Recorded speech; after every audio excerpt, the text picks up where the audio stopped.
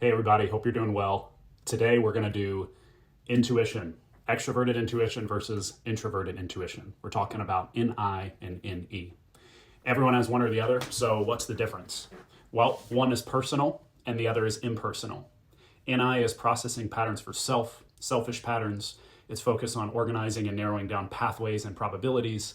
Its energy is specific and pointed, and it wants specificity in the abstract realm. NE is processing the spectrum of patterns, the spectrum of abstract concepts and ideas. Is doing this by gathering new patterns and focusing on new possibilities. Its energy is broad and open-minded, and it wants opportunity in the abstract realm. So first and foremost, what do we mean when we say patterns or abstract concepts?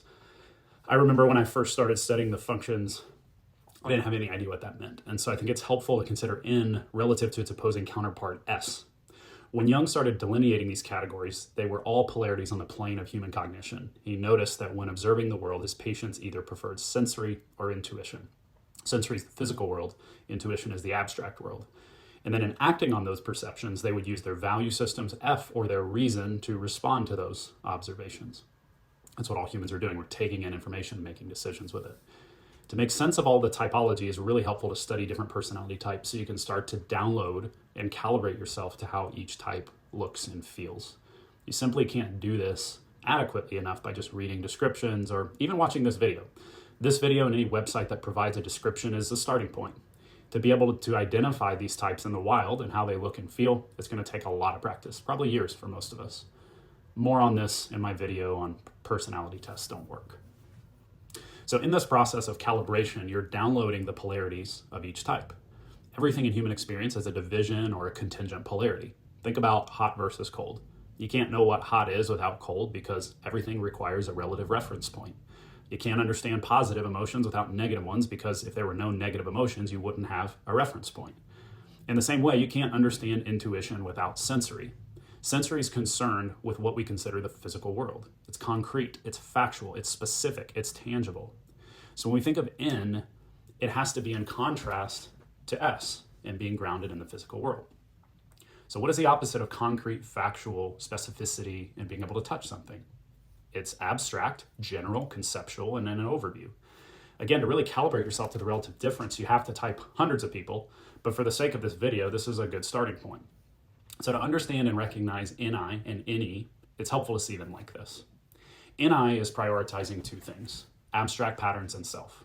Patterns are personal and pointed. NE is prioritizing two things, abstract patterns and others. Patterns are impersonal and open to collaborate on. In a nutshell, NI is about pathways. NE is about possibilities. The NI has extroverted sensing as its polarity, so it's gathering and sharing SE facts with the outside world and narrowing down those facts into patterns and concepts that resonate personally. For an NI personality type, the sensory is something we share. The abstract is something we internalize and process for self.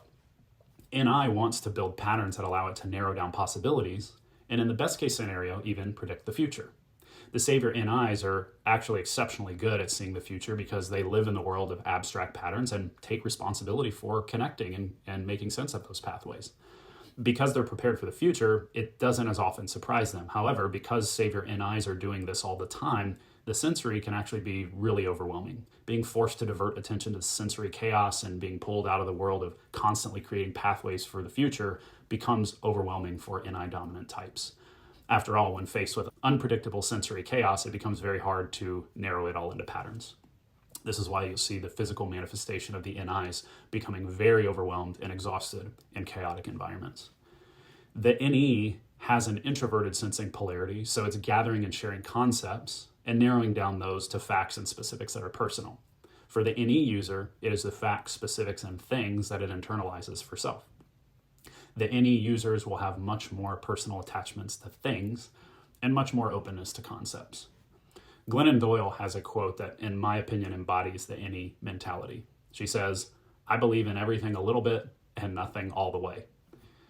The NE posture is openness to new concepts, and therefore, the resulting polarity is a closed and pointed approach to the sensory world. NE wants to stay open to possibilities because there's always a new and better way of describing the world that could come around. The NEs become very skilled at bouncing around between these worldviews and accepting new ones. Because worldview is impersonal for the NE, it will often express itself in a lighthearted humor and poking at the tribe in areas that can make the NIs feel uncomfortable with their narrowed down concepts. In fact, the definition of humor is the quality of being amusing. Because NEs are detached from personalizing worldviews, this tends to express itself in amusing and humorous and even irreverent ways. Reverence is showing deep and solemn respect, which the NIs tend to have for their worldviews because of how personal they are. NEs, on the other hand, see the idea of worldviews as an entertaining spectacle and something to laugh and cut up about. So both NEs and SEs can joke, but watch what they're joking about.